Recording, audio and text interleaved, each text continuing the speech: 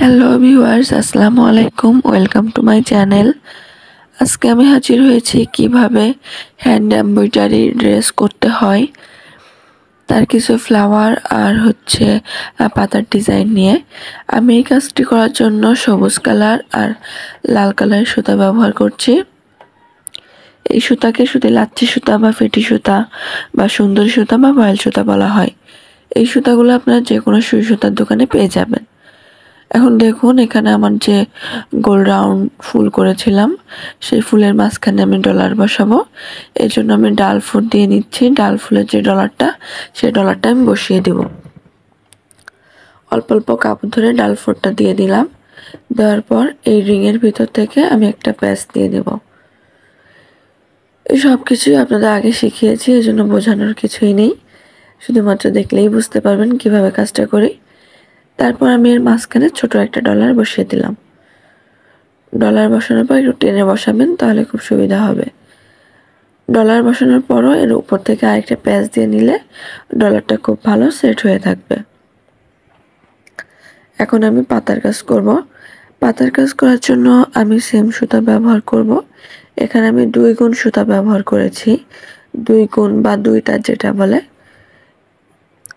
এখানে আমি শার্টিং স্টিচ ব্যবহার করছি, আর এই শার্টিং স্টিচ কিভাবে করতে হয় আর সেটা আপনারা দেখলেই বুঝতে পারবেন।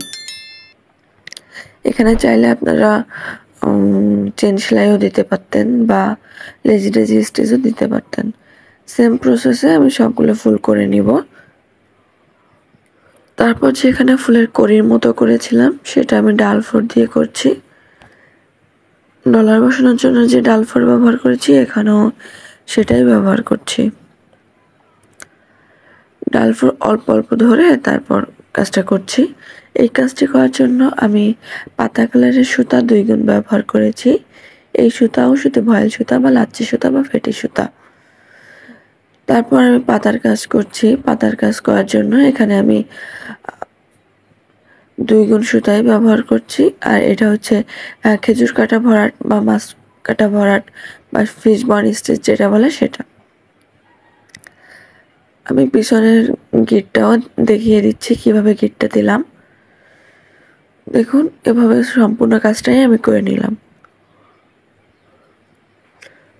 কাজটি কেমন হয়েছে জানাবেন। আর এই কাজটি আপনারা যে কোনো ছোট বাচ্চাদের জামার ভিতরে, ওড়নার ভিতরে, কামিজের ভিতরে, কামিজের নিচের অংশে ছড়িয়ে ছিটিয়ে করতে পারেন, বা ওড়নার ভিতরে ছড়িয়ে ছিটিয়ে করতে পারেন, পাঞ্জাবির ভিতর, ছোট বাচ্চাদের ফুতুয়ার ভিতরেও করতে পারেন। তো উপরের অংশে বা বুকের অংশে আমার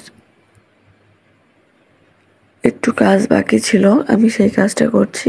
এখানে ডাল ফোর দিয়ে কড়িটা করে নিলাম, আর 4 সাইডের পাতাগুলোও আমি ফিশ বন স্টিচ দিয়ে করছি। সব কিছুর ভিডিওই আমার চ্যানেলে আছে, আপনারা চাইলে দেখে নেবেন। আর ডিটেলসে কাজ শিখতে হলে ছোট ছোট ভিডিওগুলো দেখলেই আপনারা কাজগুলো করতে পারবেন। সম্পূর্ণ কাজ আমি এই সেমভাবেই করব। তারপর এইখানে ছোট ফুল করেছি, এই ছোট ফুলের ভিতর আমি ডলার বসাবো না, এখানে আমি ফ্রেঞ্চ নোট দিয়ে কাজটা করব। এজন্য আমি এখানে দেখুন শুধুমাত্র ফুলের কাজটা করছি। ফুলের কাজটি করার জন্য আমি এখানে শার্টিং স্টিচ ব্যবহার করছি। সম্পূর্ণ শার্টিং স্টিচ দিয়ে কাজটা করা শেষ। এখন আমি ফ্রেঞ্চ নোট কিভাবে করতে হয় দেখিয়ে দিচ্ছি। ফ্রেঞ্চ নোট শুয়ের ভিতরে 2-3টা প্যাচ নিয়ে কাজটা করতে হয়, সেভাবেই আমি করছি।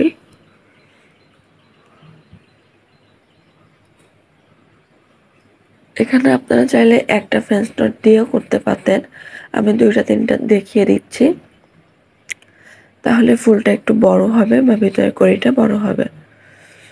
এই সেম প্রসেসেই আমি পুরো কাজটা করে নিলাম। কাজটি কেমন হয়েছে জানাবেন। Thanks for watching.